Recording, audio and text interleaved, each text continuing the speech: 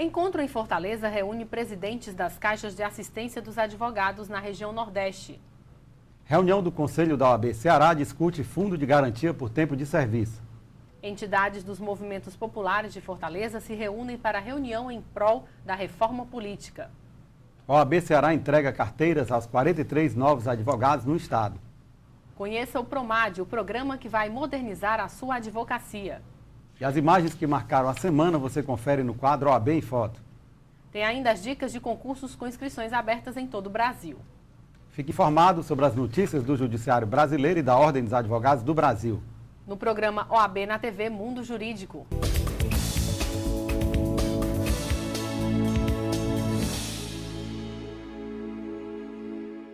Os presidentes das caixas de assistência dos advogados da região Nordeste estiveram reunidos na última sexta-feira em Fortaleza para debater os desafios e projetos para 2014. Este é o primeiro encontro realizado regionalmente. Durante o evento foram debatidos diferentes temas, como planos de saúde, convênios regionais, OAB-Prev e cooperativas de crédito.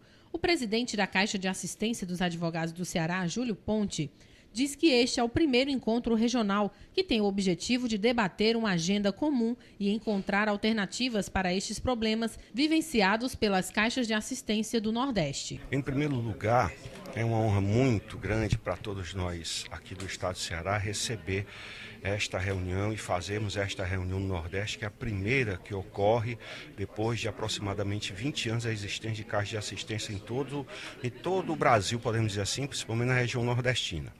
E vamos discutir os problemas, as nossas realidades, vamos encontrar alternativas, a agenda comum que possa agregar os advogados da região nordestina.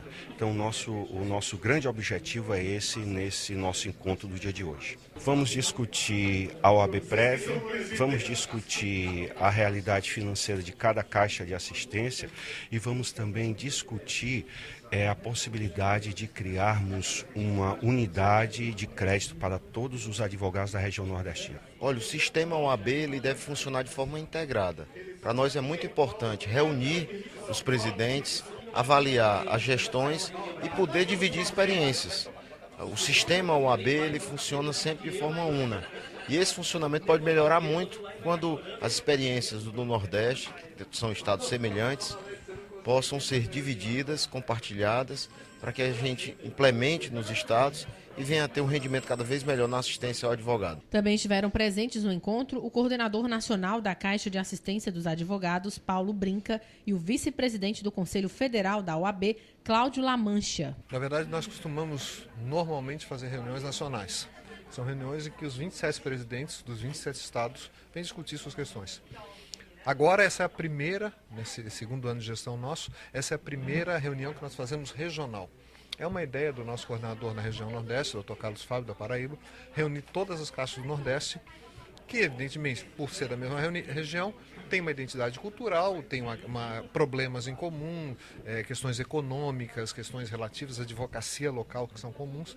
E nós estamos com a ideia, o objetivo dessa reunião é discutir esses problemas específicos do Nordeste e propor soluções.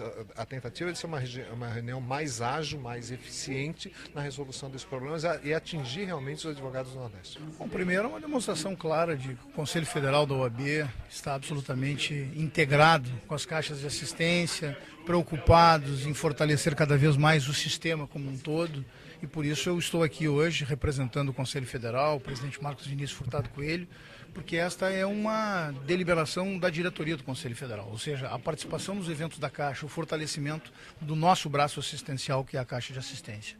Esta região, hoje aqui, esta reunião da região Nordeste, ela é fundamental, ela é importantíssima, assim como será as outras reuniões, ou como serão as outras reuniões que tratam de temas, como no caso o tema da Caixa de Assistência, de forma regionalizada e principalmente com a visão desta região do estado, né, do país. Então é importante isso, para nós é fundamental que se tenha esta visão. O Conselho Federal tem hoje esta certeza de que a sua participação em eventos como este da Caixa só fortalecerão o sistema como um todo. Diante das diversas indagações submetidas ao OAB Ceará sobre a recente majoração do IPTU provocada pelo município de Fortaleza por meio da edição da Lei Complementar 155 de 2013 e pela revisão cadastral dos imóveis, a Comissão de Estudos Tributários da OAB Ceará decidiu emitir parecer sobre a constitucionalidade ou não do aumento. E para esclarecer a posição da OAB Ceará, nós recebemos agora em nosso estúdio o presidente da Comissão de Estudos Tributários, doutor Pedro Jorge Medeiros. Doutor Pedro, é um prazer tê-lo conosco aqui novamente. O prazer é sempre nosso estar aqui nesse programa maravilhoso, OAB na TV, Mundo Jurídico. Sempre que nós somos convidados, nós sempre vimos aqui com grande satisfação e grande alegria. Inicialmente, eu gostaria que o senhor explicasse para os nossos telespectadores quais foram os passos dados pela OAB no que diz respeito à majoração do IPTU em Fortaleza. A OAB acompanhou todas as discussões em torno do assunto? A OAB foi convidada a participar das audiências na Câmara dos Vereadores, né? E eu participei juntamente com outros membros da Comissão de Estudos Tributários nos debates e nós conseguimos algumas vitórias em relação à lei.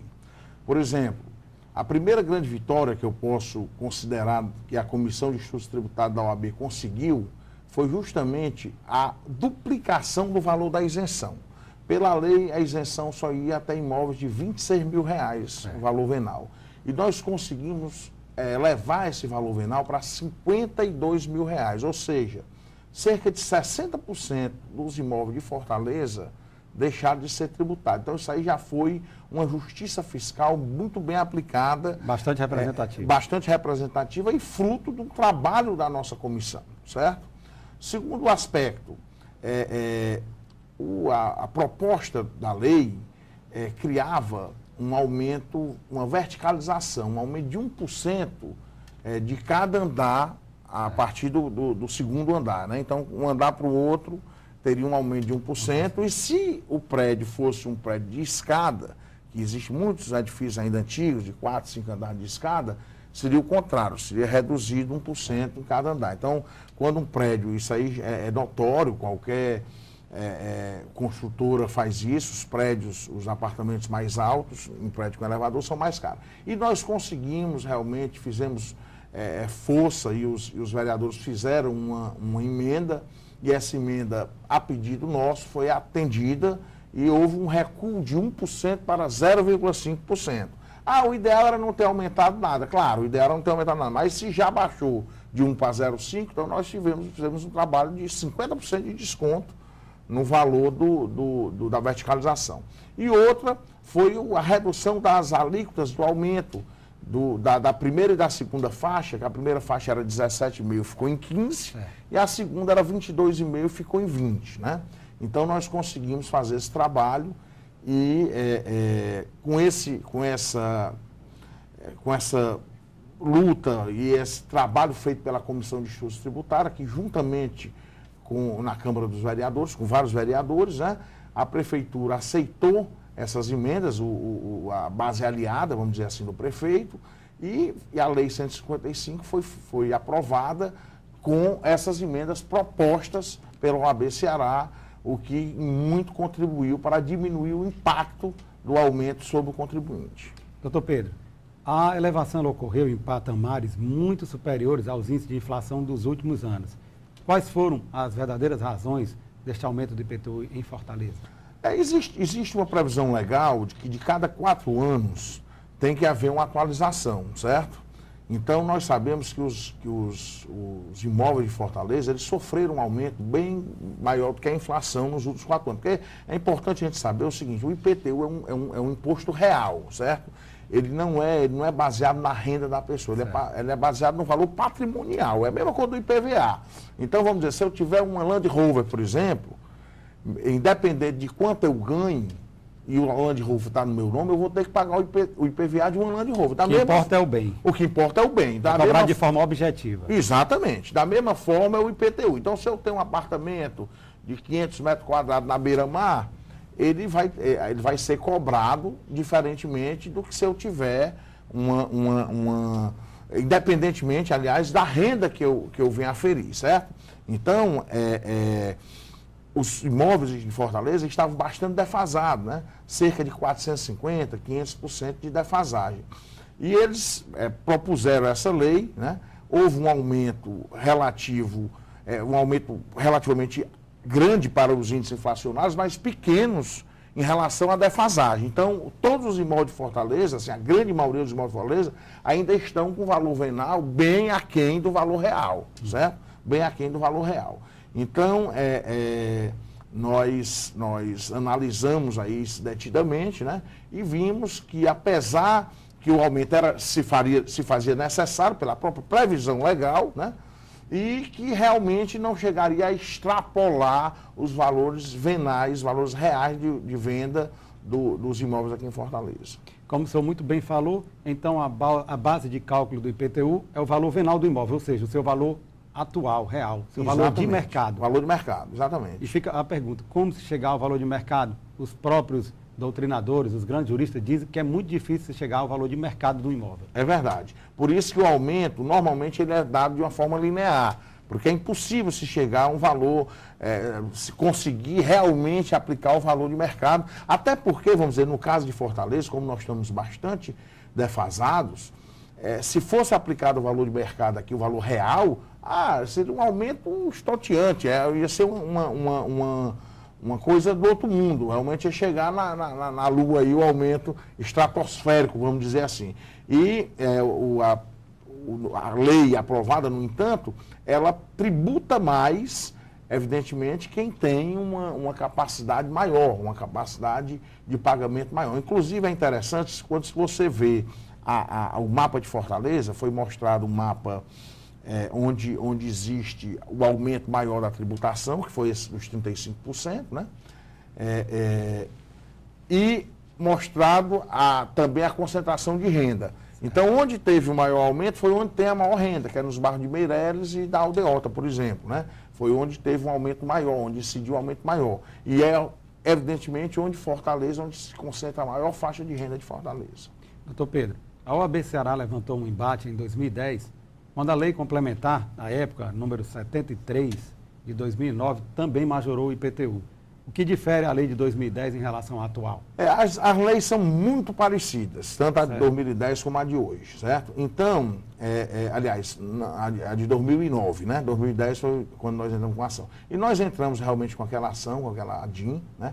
E o Tribunal de Justiça fez sua decisão e isso também pesou bastante quando nós fomos analisar, no caso da Comissão de Estudo Tributário, a parte técnica, né? Nós entendemos o seguinte, foi muito mais importante para a população o trabalho da OAB agora.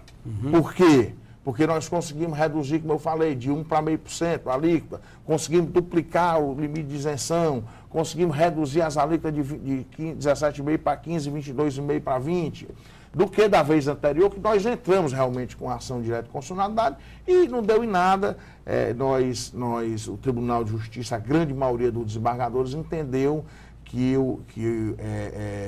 a OAB não teria, no caso, a própria lei realmente, ela não seria inconstitucional, né? Ela não teria nenhum vício formal no caso da lei de 2009. Então, isso aí também pesou para que a gente tomasse uma decisão agora, uma decisão mais amadurecida, para que a gente fizesse um parecer realmente técnico.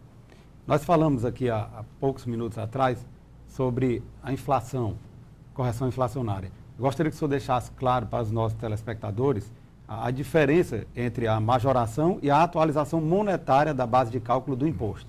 A atualização monetária não é necessária lei. Todo ano já existe a atualização monetária, que é justamente a aplicação dos índices inflacionados. Então é 5%, 6%, 4% que der, isso em todos os municípios, né, são aplicados no caso da cobrança do IPTU, isso sem necessidade nenhuma de lei, certo? Isso aí é através apenas de um decreto, isso já está inclusive simulado nos tribunais superiores. Agora, no caso do aumento real, como foi o que houve aqui, aí sim, precisa de uma lei, e essa lei normalmente é feita de 4 em 4 anos, né? Que é justamente a última foi em 2009 e agora essa de 2013, né? Então, que é justamente uma busca de atualização real dos valores dos imóveis, dos valores venais dos imóveis. Doutor Pedro, nós reconhecemos a importância do tributo para o poder público. O tributo, inclusive, é o preço que se paga para viver em sociedade.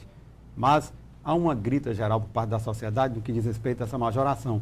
Quais são as alternativas para os contribuintes que discordarem dessa majoração do IPTU em Fortaleza? É importante deixar claro o seguinte, que essa majoração, na realidade, são duas. Existe a majoração em virtude da lei e existe a majoração em virtude do georreferenciamento. Que seria a reavaliação da planta de valores. Que seria a reavaliação da planta de valores. Então, o que é que aconteceu? Em muitos casos, né, é claro que eu vou aqui dar alguns exemplos, a pessoa tinha um imóvel registrado lá no IPTU com 300 metros quadrados, por exemplo. E essa pessoa foi melhorando de vida, tinha uma casa e construiu uma piscina, e construiu um deck, e construiu um puxadinho, fez um quarto, fez um apartamento, fez uma coisa e outra, fez uma melhoria, e essa casa saiu de 250 metros quadrados para 500 metros quadrados. E a prefeitura, através agora do referenciamento, eles conseguiram identificar a ampliação. E estão cobrando o IPTU não dos 250 metros quadrados que estavam registrados, e sim dos 500 metros quadrados. Né? Então, isso aí é um exemplo bastante usual, que ocorreu muito. Né? E muita gente vai lá na Cefim reclamar e vê que realmente o seu imóvel aumentou. Agora, existem casos também que o imóvel não houve modificação nenhuma. Continua o mesmo imóvel, continua a mesma quantidade de metragem e teve aumento absurdo, aumento de 100%, 200%, 300%.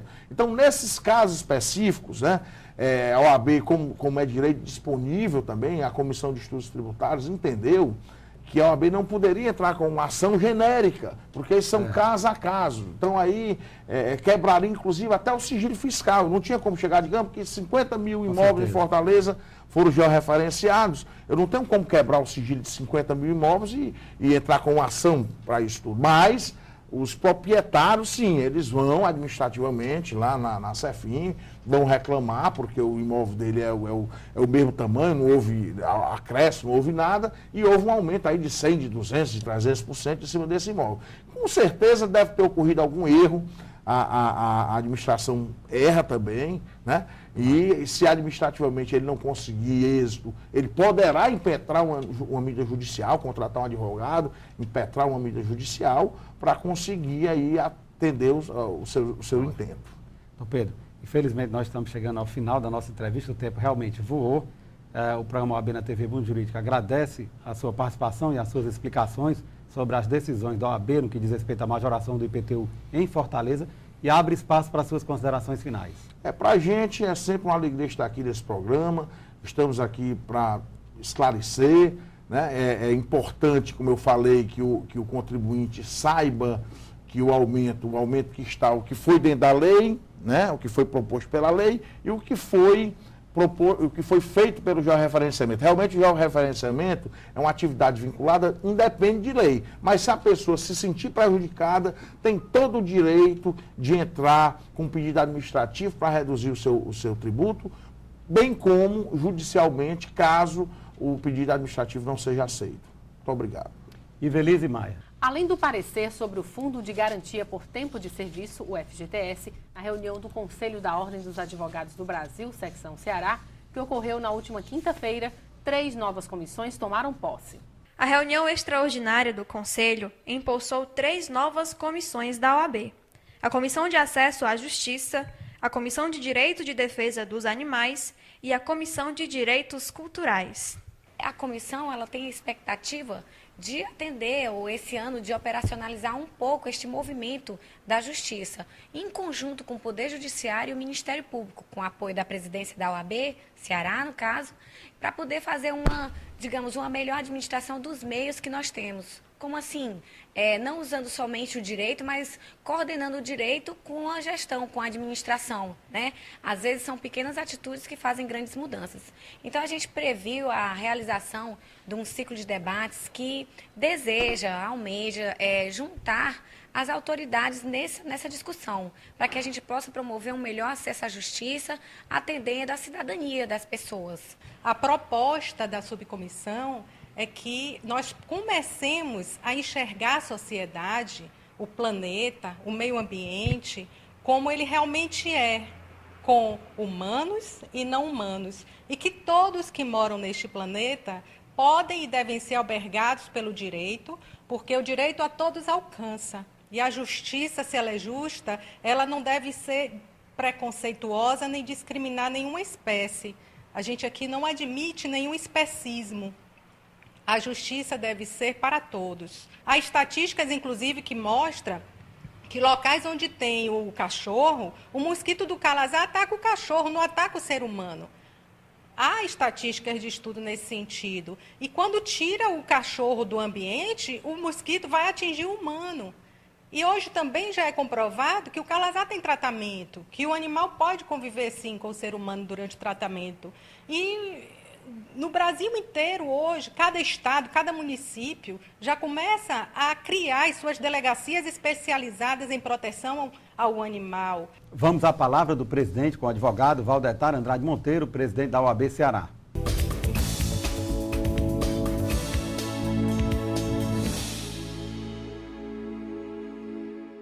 Amigos advogados e advogadas, esta semana começa um novo ciclo para o exercício da advocacia no nosso estado. Nós, durante todo o triênio passado, lutamos por um concurso para magistratura, por um concurso para servidores públicos da Justiça Estadual. Começamos essa semana a primeira reunião com a participação da Ordem dos Advogados do Brasil para o concurso de magistrados. É muito importante que esse concurso, ao término, leve magistrados àquelas comarcas que têm sofrido pelo distanciamento do Poder Judiciário Estadual, aquele que tem a maior demanda, para que advogados e advogadas possam de novo exercer a sua atividade contando com a plena jurisdição. Além disso, inauguramos há pouco, na Serra da Ibiapaba, mais 4 salas de apoio. Estamos reformando as salas do centro para que advogados e advogadas militantes da capital e do interior do estado possam sentir a presença da Ordem dos Advogados do Brasil. Para nós é muito importante esse processo de valorização da advocacia.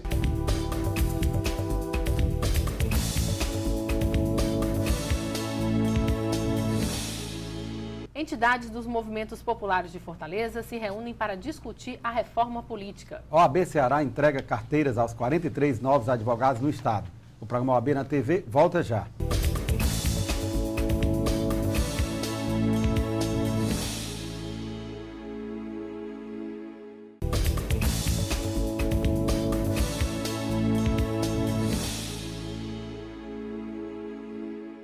Cinco entidades dos movimentos populares de Fortaleza estiveram reunidas para discutir a reforma política. Confira. O objetivo desse encontro é levar uma discussão à sociedade sobre um projeto de lei, que é a Coalizão da Reforma Política e Eleições Limpas, cujo intuito é democratizar o processo eleitoral brasileiro, buscar mudanças políticas no Brasil e quebrar o monopólio econômico no país. Segundo Benedito, esse monopólio gera ainda mais a corrupção. A razão desse encontro aqui com o presidente Valdetário, aqui com a OAB do Ceará, é discutir, trocar algumas ideias sobre o lançamento aqui no estado do Ceará da coalizão pela reforma política e democrática e eleições limpas, que nacionalmente já se movimenta, está organizado, foi uma iniciativa do Conselho Federal da OAB, e que hoje congrega um grande número de entidades de todo o país, né? Mais de 70 entidades participam dessa coalizão, que tem o objetivo de buscar uma mudança ampla, radical no processo político aqui no Brasil. É quebrar nessa monopólio do poder econômico nas eleições, né? Porque isso daí vicia todo o processo, né? Vicia dentro de uma prática corrupta já no próprio processo eleitoral e que acaba se deslocando para a administração pública como um todo, né? Por isso é fundamental essa discussão em todo o Brasil. A coalizão, ela tem exatamente esse sentido, é levar a discussão à sociedade sobre um projeto de lei que foi elaborado por essa coalizão, tendo à frente a OAB, e que tem esse objetivo de democratizar, né, cada vez mais o processo político eleitoral brasileiro e se alcançar eleições limpas. A Lei 12.846 de 2013, denominada Lei Anticorrupção, que já está em vigor, endurece punições a empresas envolvidas em casos de crimes contra o poder público. Para conhecer detalhes desta nova lei, nós conversamos agora com a advogada Carolina Silveira, do escritório Queiroz Cavalcante Advocacia. Doutora Carolina, é um prazer tê-la aqui em nosso estúdio. Eu que agradeço o convite. Esta lei, doutora Carolina, denominada Lei Anticorrupção, a Lei 12.846 de 2013, ela entrou em vigor este ano? Sim, exatamente. Foi publicada em dezembro? Foi publicada, na verdade, em dia 1º de agosto de 2013. Cumpriu uma vacatio legis de... Isso, exatamente. 6 meses. 6 meses. Eu gostaria, inicialmente, que a senhora fizesse uma análise sobre esta lei. Se ela representa um avanço para o país? Claro que representa um avanço, isso aí é óbvio, mas eu acredito, no meu ponto de vista, que é uma faca de dois gumes, porque ela tem seu lado bom e tem seu lado ruim. O lado bom é porque veio a fortalecer a parte da responsabilização das empresas, nessa parte de fraude contra a administração pública, mas também a gente pode olhar para o outro lado e ver que, no caso de uma perseguição, claro, o agente público ele também pode fazer com que a empresa se torne fraudulenta sem ela ser. Então, claro que foi um avanço, a gente não pode negar, mas também tem que ter um pouco de cuidado com ela. Ela traz, então, pelo que eu entendi, não somente a responsabilização dos funcionários, mas também envolve agora as empresas. Sim, porque antes, quando um funcionário da empresa, ele cometia alguma fraude dentro da empresa, o que a empresa fazia? Ela separava aquele funcionário, colocava para fora e a empresa não era responsabilizada por aquilo. Hoje não, a empresa como um todo, além de seus gestores, funcionários, elas são responsabilizadas por tudo. E quais são as penas previstas nesta nova legislação? As penas mais duras, que eu acredito, a primeira é 20% sobre a renda bruta da empresa, ela pode ser retirada, é uma multa, no caso, além do encerramento das atividades da empresa, que para mim para todo empresário, ela é a pena mais alta de todas. E quais são as medidas que as empresas devem adotar daqui para frente para tentar evitar os casos de corrupção? Certo. Tem uma política chamada política de compliance, que ela é muito importante. Eu posso dizer que é um código de conduta utilizado pelas empresas. É um código em que as empresas utilizam como se aqueles funcionários tivessem que seguir. Realmente é um código de condutas que elas utilizam. E se o funcionário sair daquilo, ele pode ser responsabilizado. Além de tudo, quando a empresa ela se torna fraudulenta, também tem um acordo de leniência, que no caso seria quando a empresa ela resolve ajudar na investigação daquela fraude. Ela ajuda a administração a investigar aquela fraude. Então agora tem que partir dela, a empresa, para ajudar. Aí também já diminui um pouco a pena. Claro que a pena não vai ser retirada, mas ela diminui o caso. A senhora tem conhecimento se esta lei anticorrupção, se ela já existia em outros países, ou se foi um modelo adotado aqui para o país? Não, essa lei ela já é bem antiga em outros países. Por isso que aqui a gente pode dizer que ainda era um retrocesso, porque a gente não tinha essa lei aqui no país. Então, antigamente, o clamor público era para que essa lei viesse para cá também, devido a vários números de fraude. Então, por isso foi, como eu falei no começo, ela foi uma evolução aí para a sociedade da gente. Na sua visão, na sua opinião, qual será o grande desafio desta lei? O grande desafio será realmente disciplinar a conduta das empresas em atuação no país e também de todos esses funcionários? Justamente, porque vai ser difícil você acompanhar o crescimento dessas empresas, você acompanhar quem é o agente fraudulento. É muito complicado, realmente, e também você tem que prestar atenção não só nas empresas, mas também no agente público, né? Como eu falei no começo, você tem que, infelizmente, tem que ter uma fiscalização bem mais forte, não pode ser aquela fiscalização que tinha antigamente. Com a lei tem que vir tudo isso, tem que vir uma crescente, é o que eu acredito. A senhora falou que além da aplicação de multas, eu gostaria que a senhora falasse um pouco mais, deixasse mais claro, existe inclusive a possibilidade de encerrar as atividades da empresa nos casos de corrupção. Justamente. Claro que tudo isso vai passar por um processo, por um estudo para ver. Isso vai depender da fraude em si. Vai ter um estudo se realmente a fraude é uma fraude muito grave e aí sim pode ocorrer do encerramento das atividades da empresa. Infelizmente nós estamos chegando ao final da nossa entrevista, o tempo realmente voou. Doutora Carolina, nós agradecemos a sua participação e o programa abre espaço para as suas considerações finais. Certo, eu quem agradeço o convite, realmente.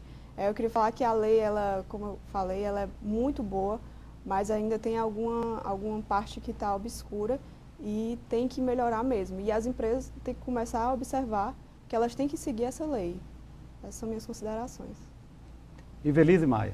A OAB Ceará entregou na manhã desta segunda-feira, dia 10, carteiras aos 43 novos advogados no Estado. A tomada de compromisso foi realizada no plenário 13 de maio da Assembleia Legislativa do Ceará. Na solenidade estiveram presentes o presidente da OAB Ceará, Valdetário Monteiro, o vice-presidente Ricardo Bacelar, o diretor acadêmico da FESAC, Caio Falcão, o tesoureiro da CAASE, Renan Viana, o presidente da Associação dos Jovens Advogados de Fortaleza, Daniel Aragão, e os advogados José Maria Rios e Flávio Jacinto. O programa OAB na TV Mundo Jurídico traz para você as oportunidades de cursos oferecidos pela FESAC. Confira. Curso prático sobre direito imobiliário, dias 11, 13 e 18 de fevereiro de 2014. Horário das 19 às 22 na FESAC. Você conhece o plano de previdência complementar da OAB Ceará? A OAB Prev Ceará surgiu do anseio da Ordem dos Advogados do Brasil e da Caixa de Assistência dos Advogados do Ceará em oferecer um plano de previdência complementar desenvolvido exclusivamente para atender às necessidades dos advogados cearenses. A previdência complementar fechada no Brasil vem crescendo a cada ano. Nós brasileiros percebemos que é preciso pensar no futuro, fazer economia hoje pensando na qualidade de vida de amanhã. A OAB Prev Ceará funciona como uma poupança. É um investimento de longo prazo em que você pode acompanhar através de extratos a rentabilidade de seus investimentos.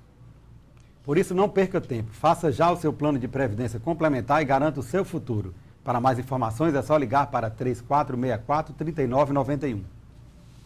Em instantes, as dicas de concursos jurídicos com inscrições abertas. E as imagens que marcaram a semana no quadro OAB em Foto.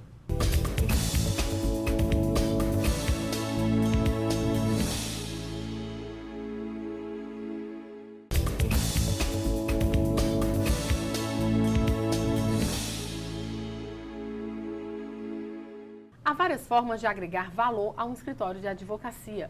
A qualificação de seu corpo advocatício, o perfil de clientes que atende, o volume dos processos, suas instalações, enfim, diversos critérios objetivos e subjetivos de valoração. E você já parou para pensar que cada vez mais a tecnologia vem se tornando um ativo de extrema relevância para os escritórios de advocacia? Através dela, uma enumerada quantidade de situações pode ser melhorada, trazendo ao escritório dividendos em áreas nunca antes imaginadas, aspectos importantes para a relação entre o escritório e seus clientes, parceiros, mercado e até concorrentes podem ser qualificados através de ferramentas tecnológicas. A Ordem dos Advogados do Brasil, Seccional Ceará, e a Caixa de Assistência dos Advogados do Ceará, a CAASE, perceberam a importância deste diferencial para os seus inscritos e, através do PROMAD, o Programa Nacional de Modernização da Advocacia, vem oferecendo alternativas fundamentais ao incremento tecnológico da advocacia. Software jurídico e site na internet são os pilares dessa valorização, colocando os advogados e advogadas em posição de destaque junto à sociedade. Acesse www.promad.adv.br, cadastre-se gratuitamente e teste sem compromisso mais este benefício oferecido por 6 meses a todos os inscritos e até 2 anos aos recém-formados. E vamos conferir agora as dicas dos principais concursos jurídicos em todo o Brasil. Tribunal de Justiça de Minas Gerais, inscrições até 26 de fevereiro. Tribunal de Justiça de São Paulo, inscrições até 7 de março. Tribunal de Contas do Distrito Federal, inscrições de 17 de fevereiro a 18 de março.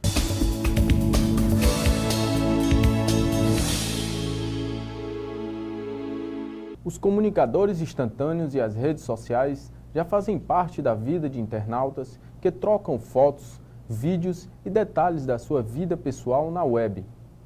Essa exposição pode ser perigosa, principalmente por causa dos hackers, pessoas que invadem computadores e roubam informações sigilosas. Além disso, há usuários mal intencionados que se aproveitam das informações publicadas online. A polícia tem registrado, cada vez mais, casos de vítimas no mundo virtual. Você já imaginou como alguém pode usar suas informações compartilhadas na internet? A internet esconde grandes armadilhas. Independente da mídia que você está usando, tem que ter bom senso. Não se pode confiar em tudo que se vê no mundo virtual. é bastante comum encontrar relatos de universitários que postaram fotos íntimas na internet e que, por uma questão de segundos, destruíram suas vidas.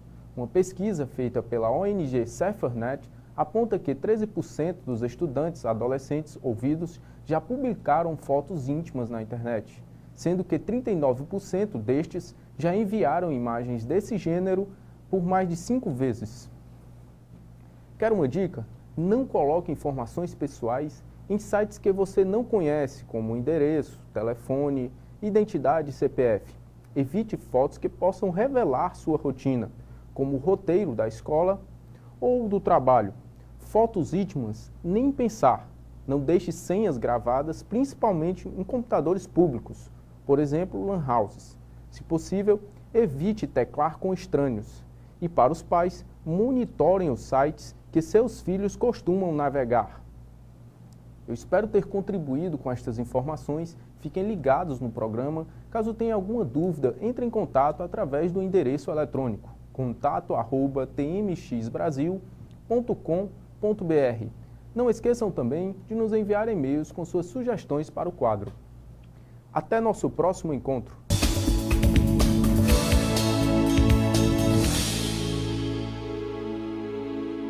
E as imagens que marcaram a semana estão no quadro OAB em Foto.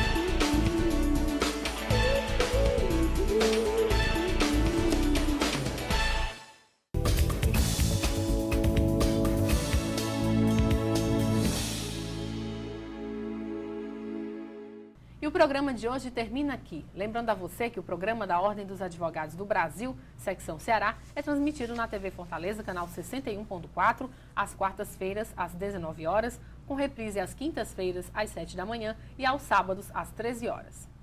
Assista também um programa inédito na TV O Povo, canal 48, às quartas-feiras, às 23 horas, com reprises às sextas, às 11 da manhã, sábados, às 22h45 e aos domingos, às 11h15 da manhã, ou através do site da OAB Ceará.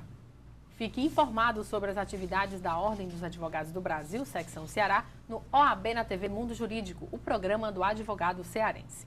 E você tem um canal direto com a gente através da página do programa no Facebook e também através do Twitter, @OABCE. Ou, se preferir, mande um e-mail, oabnatv@oabce.org.br. Obrigada pela companhia e até a próxima semana. Até lá!